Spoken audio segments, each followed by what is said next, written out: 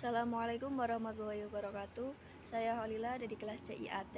Sini saya akan menafsirkan Quran Surat Al-Fatihah ayat 1 sampai 7 untuk memenuhi tugas UAS mata kuliah Al-Quran. A'udzu billahi minasyaitonir rajim. Bismillahirrahmanirrahim. Alhamdulillahirabbil alamin. Arrahmanir rahim. Maliki yaumiddin. Iyyaka na'budu wa iyyaka nasta'in. Ihdinas siratal mustaqim. Siratal ladzina an'amta 'alaihim ghairil maghdubi 'alaihim waladdallin. A'udzu billahi minasyaitonir rajim. Aku berlindung kepada Allah dari setan yang terkutuk. Allah Ta'ala mensyariatkan bagi yang hendak membaca Al-Quran agar ia meminta perlindungan kepada Allah dari setan yang terkutuk. Sebagaimana firman Allah dalam Quran Surat An-Nahl ayat 98, apabila kamu membaca Al-Quran, hendaklah kamu minta perlindungan kepada Allah dari setan yang terkutuk. Hal ini dikarenakan karena Al-Quran adalah petunjuk bagi manusia dan obat untuk hati, sedangkan setan adalah penyebab keburukan dan kesesatan. Oleh karena itu, Allah Subhanahu wa ta'ala memerintahkan setiap pembaca Al-Quran untuk meminta perlindungan kepadanya dari setan yang terkutuk, was-was, dan juga golongannya. Para ulama sepakat bahwa lafaz isti'adzah bukan bagian dari Al-Quran. Oleh karena itu, lafaz ini tidak termasuk dalam mushaf.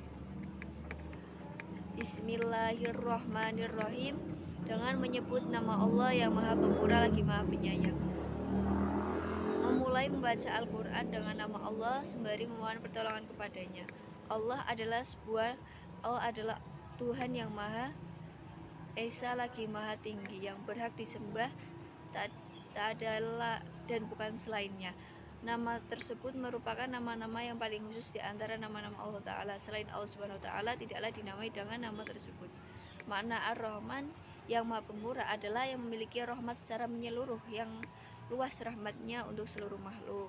Sedangkan makna Ar-Rahim, Maha Penyayang, adalah memiliki makna terhadap orang-orang yang beriman secara khusus. Keduanya, Ar-Rahman dan Ar-Rahim, merupakan dua nama dari nama-nama Allah Ta'ala. Keduanya mengandung penetapan sifat dan rahmat penyayang bagi Allah Ta'ala sesuai dengan kemuliaannya. Alhamdulillahirabbil alamin. Segala puji bagi Allah, Tuhan semesta alam. Seluruh puji bagi Allah dengan sifatnya yang semuanya sempurna dan dengan nikmatnya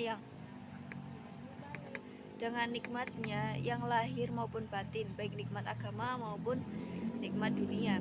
Di dalam ayat ini terdapat perintah bagi hamba-hambanya untuk memujinya, dan hanya dialah yang berhak dengan pujian tersebut.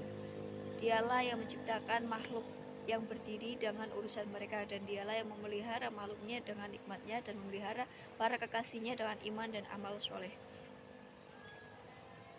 Ar-Rahmanir Rahim, Maha Pemurah lagi Maha Penyayang.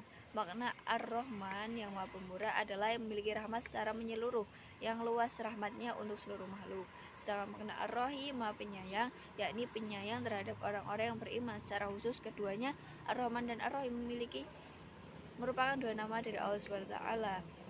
Malik Yaumiddin, yang menguasai di hari pembalasan, dan hanya Dia, Allah Subhanahu wa Ta'ala, yang menguasai hari kiamat, yaitu hari pembalasan amal. Seorang muslim yang membaca ayat ini di setiap rakaat dalam sholat mengingatkannya akan hari akhir dan memotivasinya untuk mempersiapkan amal soleh dan mendiri dari kemaksiatan serta kejelekan. Iyyaka na'budu wa iyyaka nasta'in. Hanya Engkaulah yang kami sembah dan hanya kepada Engkaulah kami minta pertolongan. Sesungguhnya kami mengkhususkanmu semata dalam beribadah dan memohon pertolongan kepadamu semata dalam seluruh urusan kami, karena seluruh perkara berada di tanganmu, yang tidak dimiliki oleh seorang pun meskipun sebesar zarrah. Ayat ini merupakan dalil bahwasanya ibadah seperti berdoa, memohon pertolongan, menyembelih, tawaf, dan itu tidak boleh diperuntukkan pada suatu apapun kecuali kepada Allah Subhanahu wa Ta'ala semata.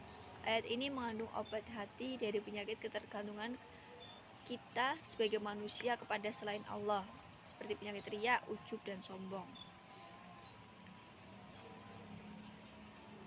Ihdinas siratal mustaqim. Tunjukilah, bimbinglah, dan berikanlah taufik kepada kami agar meniti jalan yang lurus, dan teguhkanlah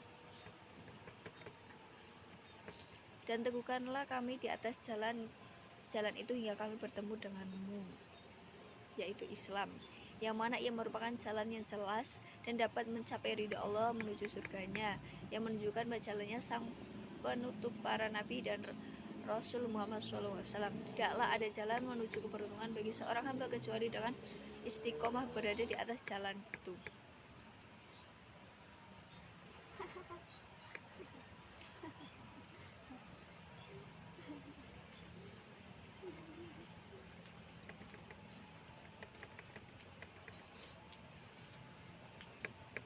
Shiratal ladzina an'amta 'alaihim ghairil maghdubi 'alaihim waladdallin, yaitu jalan orang-orang yang telah Engkau beri nikmat kepada mereka, bukan jalan mereka yang dimurkai dan bukan pula jalan yang mereka yang sesat, yaitu jalan orang-orang yang telah Engkau beri nikmat kepada mereka dari kalangan para nabi, seperti para siddiq, para syuhada, dan orang-orang soleh. Mereka itu orang yang berada di atas petunjuk dan istiqomah, dan janganlah Engkau jadikan kami golongan yang meniti jalan yang mereka yang dimurkai, yaitu mereka yang dimaksud yaitu orang-orang yang tidak mengetahui kebenaran namun tidak mengamalkannya. Mereka itu yaitu orang-orang Yahudi dan orang-orang yang meniti jalan mereka, dan orang-orang yang tersesat. Mereka adalah orang-orang yang tidak mendapat petunjuk karena kebodohan mereka, sehingga mereka tersesat di jalan yang salah. Mereka itu adalah Nasrani dan orang-orang yang mengikuti perbuatan mereka. Dalam doa ini terkandung obat bagi seorang muslim dari penyakit kekufuran, kebodohan, dan kesesatan, menunjukkan keagungan nikmat pada umumnya, yaitu nikmat Islam. Maka barang siapa yang mengetahui kebenaran dan mengikutinya, maka ia pantas di jalan yang lurus, dan tidak diragukan lagi bahwa para sahabat Rasulullah SAW mereka yang pantas dengan hal itu setelah para nabi alaihimussalam. Ayat ini menunjukkan keutamaan mereka para sahabat dan keagungan kedudukan mereka radhiyallahu anhum. Bagi pembaca Al-Quran disunahkan membaca amin dalam sholat setelah membaca surah Al-Fatihah. Makna amin adalah ya Allah kabulkanlah. Itu bukan bagian dari surah Al-Fatihah menurut kesepakatan para alim ulama. Oleh karena itu mereka sepakat tidak menuliskan amin di dalam mushaf. Sekian, terima kasih. Wassalamualaikum warahmatullahi wabarakatuh.